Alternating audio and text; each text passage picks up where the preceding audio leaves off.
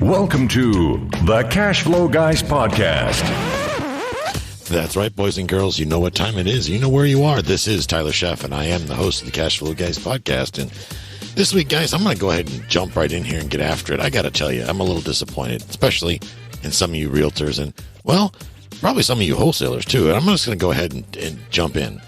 I'm sick and tired of people coming up with excuses of why they don't do the right thing when they're doing real estate transactions. And what do I mean by that? Specifically, earnest money. Okay, first of all, guys, if you're represented by a real estate agent, so if you're a flipper, let's say you're selling a rehab property, and your agent brings you an offer where, let's say the buyer is going to use an FHA loan or a conventional loan, and it's some sort of financing, and there's a down payment that's required at the closing, then it is their job, that real estate agent, that listing agent's job, to make sure that that buyer brings with the offer, before you'll even look at it, an earnest money deposit. Now, I was told this week that by two different real estate agents in the state of Arkansas, that in Arkansas, we don't take no earnest money deposits.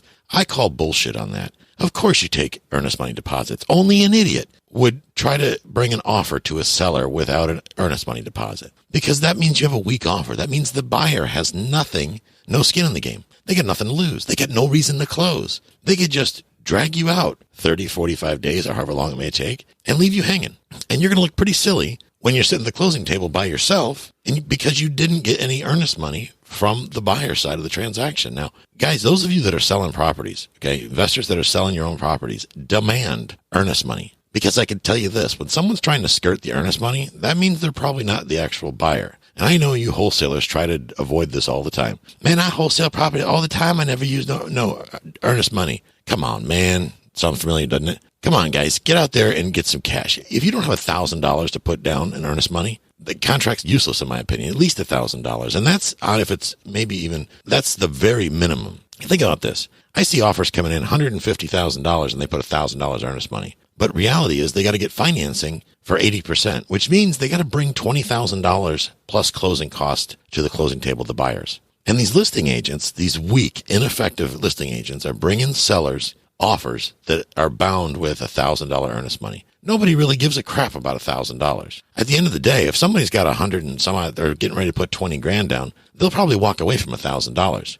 but they won't walk away from $20,000. And guys, I'm here to tell you, with all that's going on in the world right now, people have lost their damn minds. The reason why you use an earnest money deposit is to lower the likelihood that the buyer will flake out. Because I got news for you. There are some flaky fuckers running around these days. Tell me I'm wrong, but people have lost their flipping minds. So imagine what the equivalent is for a real estate contract. Real estate buyers are going to be crazier than they've ever been. Sellers are going to be crazier than they've ever been. So if you're a licensed agent and you're representing a seller, you need to get earnest money. You need to get as much earnest money as you possibly can. And I don't mean $1,000. Okay, that was a gimme. You need to get whatever earnest money they're going to be required to put into the deal up front with the offer. And here's the thing. Before you guys go, well, I'm not going to put down the earnest money until I have an inspection. The earnest money doesn't become hard, or it's refundable up until the end of the inspection period. You can just simply write that in the offer. Most state real estate contracts actually have that written in the offer, that as long as you use one of the escape clauses in the contract, usually the inspection clause,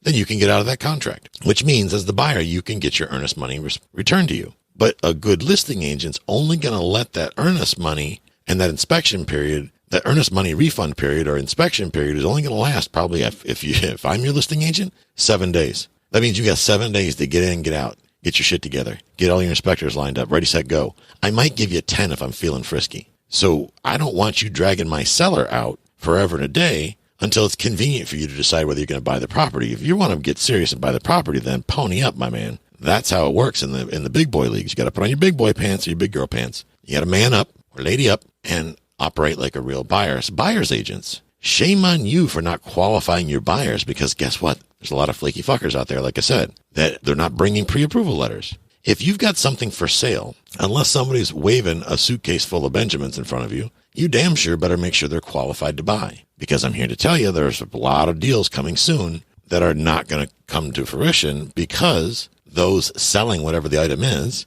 or representing the buyer did not do a good job of making sure the buyer's qualified to buy. In the real estate world, that means they damn sure better get a legitimate pre-approval letter. So listing agents or flippers selling your own properties, landlord selling your own properties, you should demand that pre-approval letter from the lender of whoever's buying it if there's a mortgage involved. And I know what you're going to say. Well, the hell with that because they're not worth the paper they're written on. Oh, they can be. Because then you have the contact information of the lender. You can pick up the phone and call the lender and say, have you verified credit? Have you checked credit and verified income yet? And if they say no, then you could take that pre-approval letter and throw it back at the buying side of the transaction and say, come back when you grow up and you're ready to buy. Okay? Because right now you're not qualified to buy, so I'm not going to entertain your offer. Of course, you'll do all this before you actually agree to the offer to sell your property. Understand this, unqualified buyers are not going to be able to close, and you're going to be pretty pissed off when you get to the closing table and you're all by yourself. Or maybe you'll have your listing agent sitting there with you and you guys can look at each other,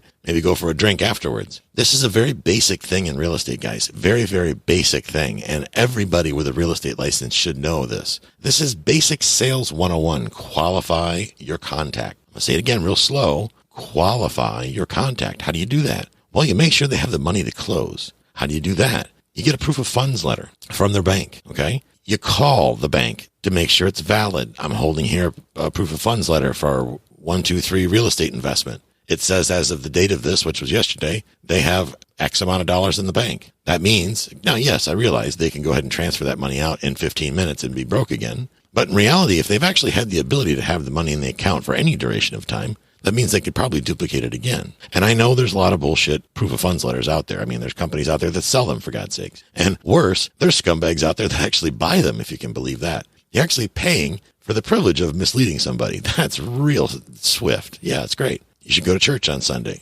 Apologize for your sins because you're a dirty, lying scumbag. Just kidding. Not really. But listen, guys, this stuff is pretty basic. Okay, it used to be done back in the days where you'd look somebody in the eye, you'd shake their hand, and that was good enough. Man of his word. You ever hear that? You'd do a deal based on a handshake. See, that's the way I was raised. You do a deal based on a handshake. I actually had an agent tell one of my students this week, an agent in Arkansas, told one of my students, A, they don't do earnest money deposits in Arkansas because she owns a piece of property. They're trying to tell her that they don't take earnest money deposits. This is the listing agent, by the way. Now, fortunately enough, my student is super savvy. She's smart. She knows what she's doing. She's an experienced investor. So she called bullshit on that right away. Well, the listing agent's next response is, well, I brought you a full price offer.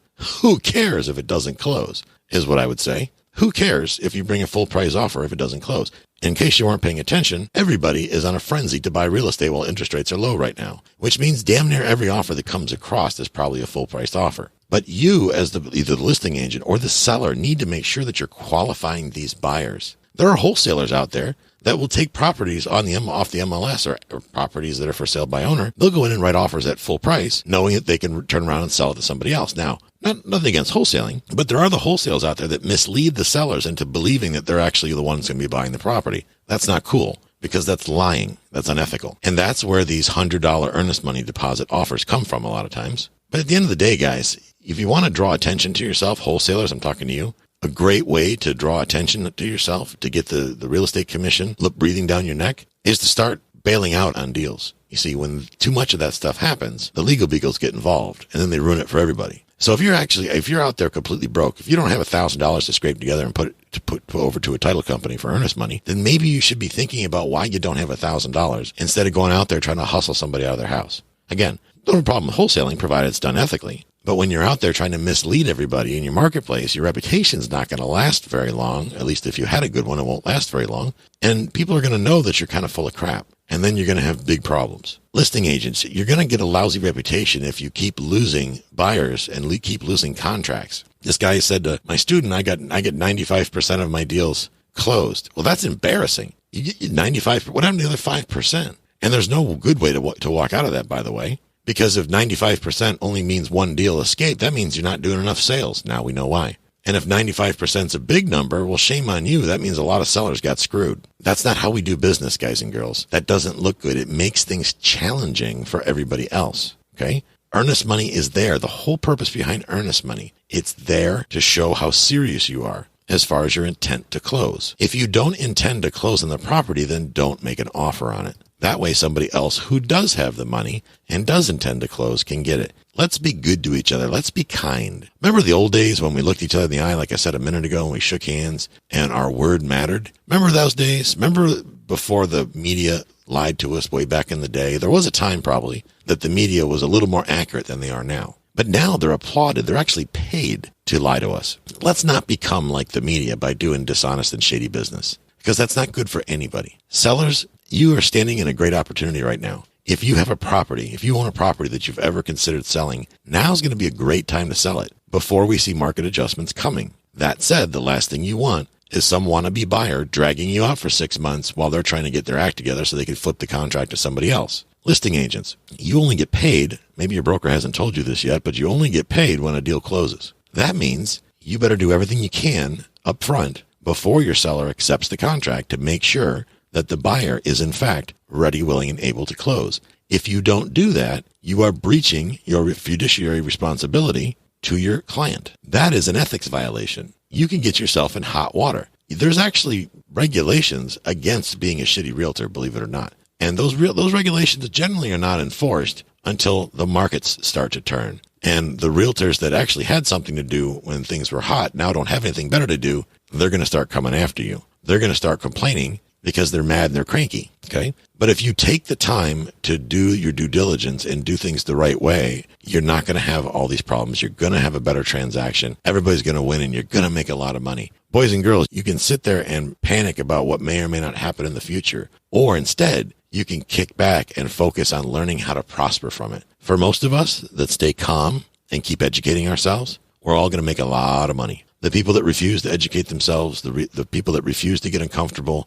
well, they're going to let another market cycle pass them by. They're going to miss a lot of opportunity. And in a couple of years, they're going to be the ones going, geez, I wish I would have, insert whatever your thing here. Before I wrap up this section, I just want to say that you can do great things. All of you can do great things if you don't let your emotions get the best of you. The next few months, I'm recording this now, it's October of 2020. Lots of weird stuff going out there, lots of weird people out there. Guys, do what you know is right. Make sure you qualify the people you're dealing with. Make sure they're worthy of your time and that they can actually do what they say they're going to do, because unfortunately there's a lot of people out there that that's not the case. Do your best business, do smart business, do good ethical business, as I know you will. And as always, get out there and cash flow. Have a great week. This concludes today's episode. You don't have to wait till the next episode to learn to earn. Head over to cashflowguys.com and contact Tyler and his team for more powerful tips and ideas so you can start generating multiple streams of income and escape the rat race.